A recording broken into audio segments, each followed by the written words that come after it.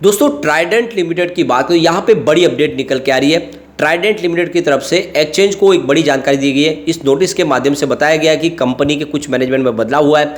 Company ने अपने total management की यहाँ पे जानकारी दी है, कौन किस पोस्ट पे है और कितने सदस्य हैं। जैसे कि पिछले दिनों कंपनी ने अपने बिजनेस को पूरी तरह से अलग कर लिया है, चाहे यान का बिजनेस हो, बात लेने बेड लेने का बिजनेस, सभी बिजनेस के लिए अलग से एमडी भी अपॉइंट किए। तो ये सारी जानकारी यहाँ पे फिर से साझा की गई है कंपनी की तरफ से। इसकी बोर्ड मीटिंग हुई थी और जिसमें जो फैसला लिया गया है उसको इस वीडियो के माध्यम से डिस्कस करेंगे। साथ में हमारे सामने शेयर होल्डिंग पैटर्न नया आ चुका है, जिसमें हमें देखना होगा कि FIDI की क्या पोजीशन है, क्या ट्राइडेंट में इन्वेस्टमेंट कर रहे हैं। वैसे ट्राइडेंट लिमिटेड के लिए एक अच्छी खबर और है कि सरकार भी टेक्सटाइल सेक्टर को पूरा प्रमोट कर रही है। सरकार की तरफ से PLI स्कीम का बेनिफिट भी मिल रहा है, जिसका फ़ायदा ट्राइडेंट ने उठाया है और आने वाले समय में सरकार की तरफ से और भी राहत मिल सकती है, क्योंकि बहुत सारे जॉब क्रिएट होते हैं इस सेक्टर के माध्यम से। तो ऐसे में बहुत सारी बातें जिसको इसका वीडियो के माध्यम से डिस्कस करेंगे।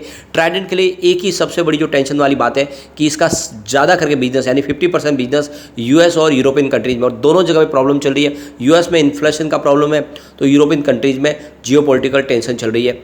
इसकी वजह से देखें तो इनका बिजनेस कम चल रहा है और लग रहा है कि इस बार भी रिजल्ट में उसका कुछ इफेक्ट देखने को मिल सकता है। तो क्या संभावना बन सकती है, इन सारी बातों को जानने की कोशिश करेंगे इस वीडियो के माध्यम से।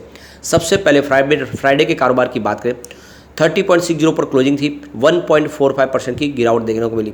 वैसे आपको पता होगा कोविड काल में स्टॉक आप देख सकते हो 3 रुपीज़ के आसपास था, जो वहाँ से 70 तक चला गया, बहुत ही ज़बरदस्त रिटर्न दे चुका है। लेकिन अब ऊपर के लेवल से देखें तो आधी कीमत से भी नीचे है, तो यहाँ पे एक खरीदारी का मौका बनता है। अब यहाँ पे देख सकते हो कि ट्राइडेंट लिमिटेड की तरफ से जो उनकी बोर्ड मीटिंग होती है 21 अप्रैल को, उसमें कुछ बड़े फैसले भी लिए गए और यहाँ पे अपने बोर्ड सदस्यों की जानकारी जिसको हम इस वीडियो के माध्यम से डिस्कस कर लेते हैं।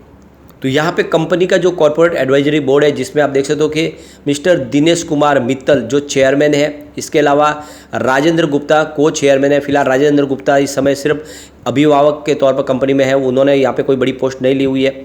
इसके बाद देखें तो मिस्टर कपिल घोष है, ये मेंबर है। इसके अलावा देखें तो संजय जैन ये भी मेंबर है और पवन जैन ये भी कंपनी में मेंबर है। इसके अलावा पूजा लूथरा ये मेंबर है और नेहा गुप्ता ये भी मेंबर है और गायत्री गुप्ता ये सारे मेंबर है इस कॉरपोरेट एडवाइजरी बोर्ड के।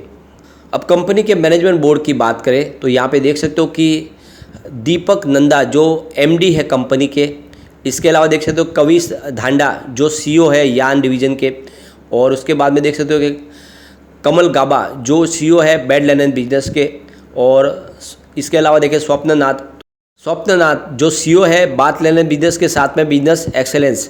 इसके अलावा देखें तो मोहित सोनी जो CEO है बात लेनन बिजनेस के, और इसके अलावा देखें तो नवनीत जिन्नल जो CEO है पेपर केमिकल और एनर्जी डिवीज़न के। इसके अलावा अभिषेक गुप्ता जो CEO है स्ट्रेटजी एंड मार्केटिंग।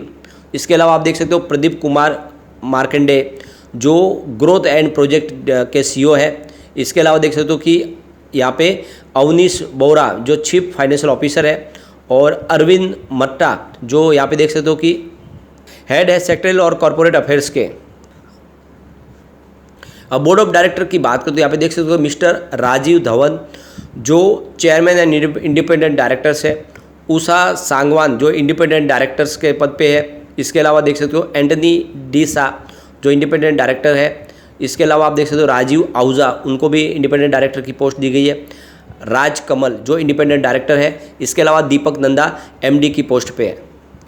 इसके अलावा जो बड़ी अपडेट निकल के आ रही है कि यहाँ पे एक डायरेक्टर पद से रेजिग्नेशन भी हुआ है, जिसमें आप देख सकते हो कि ये दिनेश कुमार मित्तल ने अपना रेजिग्नेशन दिया है, और जिसके पीछे उन्होंने जो वजह बताई है उनके कुछ पर्सनल रीज़न है जिसकी वजह से वो अपनी पोस्ट से रिज़ाइन कर रहे हैं। तो यहाँ पे देखते हो कि 21 अप्रैल 2023 से उन्होंने कंपनी से रिज़ाइन कर लिया है और उसकी जगह पे दूसरे डायरेक्टर को अपॉइंट किया गया है। अब यहाँ पे एक अच्छी गुड न्यूज़ निकल के आ रही है ट्राइडेंट के लिए।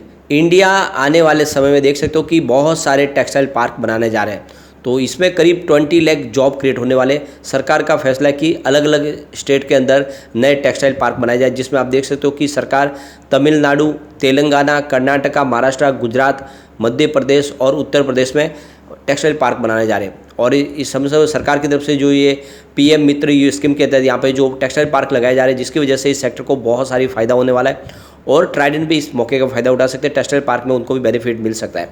वैसे अगर आप इसके रिजल्ट को देखें तो 2022 सबसे शानदार है कंपनी के लिए। 2018 में इनका रेवेन्यू 4,559 करोड़ के आसपास था, जो 2022 में बढ़ के 6,997 करोड़ तक पहुंच गया। ज़बरदस्त वृद्धि हुई है रेवेन्यू में। प्रॉफिट की बात करें तो 2018 में 265 करोड़ के आसपास था, जो 2022 में बढ़ के 833 करोड़ तक पहुंच गया। ज़बरदस्त वृद्धि, यानी एक तरह से कहता हूँ दुगुना 3 गुना से ज़्यादा इनका प्रॉफिट बढ़ा है।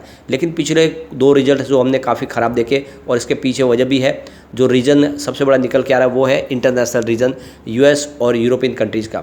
अब यहाँ पे शेयर होल्डिंग पैटर्न हमारे सामने आ चुका। प्रमोटर की होल्डिंग आप देख सकते हो कि दिसंबर क्वार्टर में 72.94% के आसपास थी, जो इस बार 73.19% हुई है। यानी प्रमोटर ने अपनी होल्डिंग को बढ़ा दिया है, और ये काफ़ी अच्छी एक पहल है। यानी लगातार आप देखो पिछले 4 क्वार्टर में 72.94% के आसपास प्रमोटर की जो होल्डिंग थी, इस बार 73.19% हुई है। तो एक तरह से प्रमोटर ने इस बार अपनी होल्डिंग को बढ़ा के अपनी पकड़ मजबूत कर ली है कंपनी के अंदर। इसके अलावा देखें तो एफआई की होल्डिंग आपको यहाँ पे फिर से बढ़ती हुई दिखाई देगी, जो लगातार कम हुई थी। मार्च 2022 में जहाँ पे 3.13% की होल्डिंग थी, जो जून में बढ़ के 3.17% हुई, लेकिन उसके बाद में सितंबर में एफआई की होल्डिंग घट के 2.59% हुई। दिसंबर में ये 2.36% तक आ गई, लेकिन मार्च में 2.43% हो गई है। तो यहाँ पे एफआई की होल्डिंग भी बढ़ चुकी है, जो एक बड़ा पॉजिटिव ट्रिगर है। यानी एफआई का रुझान फिर से स्टॉक की तरफ बढ़ने लगा है। अब वो इस समय ट्रेडिंग में निवेश करना पसंद कर रहे हैं। बात अगर डीआई की करें तो मार्च में उनकी कोई होल्डिंग नहीं थी, जून में 0.05% की होल्डिंग थी, और दिसंबर में 0.04% की होल्डिंग थी। इस बार अनचेंज है, यानी अभी भी 0.04% की होल्डिंग है। तो डीआई का जो निवेश है अभी वही बना हुआ है। अगर हम पब्लिक की बात करें तो मार्च में 22.13% की होल्डिंग थी 2022 में, जो इस बार 23.09% हुई है। तो यहाँ पे जनरल पब्लिक की होल्डिंग आपको थोड़ी सी बढ़ती हुई दिखाई देगी। इसके अलावा अगर हम यहाँ पे अदर्स की बात करें तो 1.76% के आसपास होल्डिंग थी दिसंबर क्वार्टर में, जो इस समय 1.25% है। तो थोड़ी सी होल्डिंग यहाँ पे अदर्स की भी कम हुई है। अब यहाँ पे कुछ बड़े म्यूचुअल फंड जिन्होंने यहाँ पे निवेश किया देख लेते हैं। Nippon India ETF Nifty mid cap ने यहाँ पे 1.31 को बीच का इन्वेस्टमेंट करके 0.19% की होल्डिंग ली है। Motilal Oswal Nifty mid cap 150 ने यहाँ पे 1.27 को बीच का इन्वेस्टमेंट किया, 0.19% की होल्डिंग ली है। Nippon India Nifty mid cap 150 ने यहाँ पे 1.13 को बीच का इन्वेस्टमेंट किया है, 0.19% की होल्डिंग ली है। Motilal Oswal Nifty mid cap 100 ने 0.37 को बीच का इन्वेस्टमेंट किया है और 0.25% की होल्डिंग ली है। मीरे एसेट निफ्टी मिड कैप 150 ने यहाँ पे 0.32 को बीच का इन्वेस्टमेंट किया है और 0.19% की होल्डिंग ली है।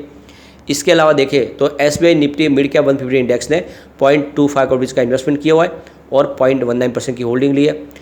ICICI Pru Nifty mid cap 150 ने यहाँ पे 0.21 करोड़ का इन्वेस्टमेंट करके 0.19% की होल्डिंग ली है।